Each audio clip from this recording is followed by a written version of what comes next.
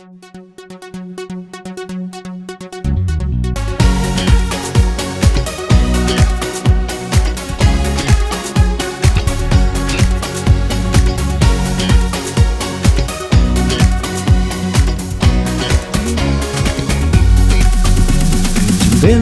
cảm khoan ca gang quang gì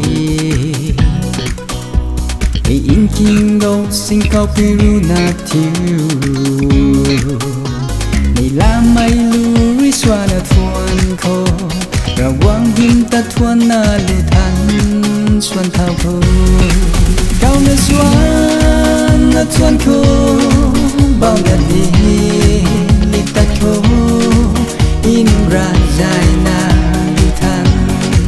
xuân đi khâu in con hiếu đã làm khâu hết xa buồn đây là mà dù bên lý quang tâm thế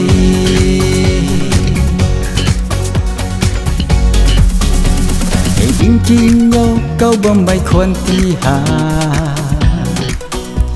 hãy chính bút thang ri ca gang quang hi phải thuốc xiên lăng lăng na in duan khô cao khâu ca xiêm lâu mây cái đại thằng thầy cao na xuân na xuân khô bao ngày đi li ta khô in ra dài na đi thằng xuân đi khô in con hiếu đã làm khô hết xa buồn đây là mà dù bên lý quang tâm thế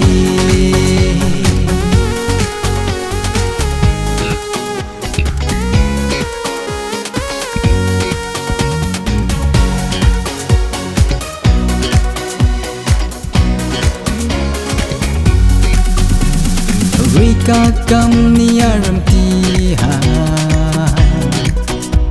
ta bui muang ri gum liam ni na cho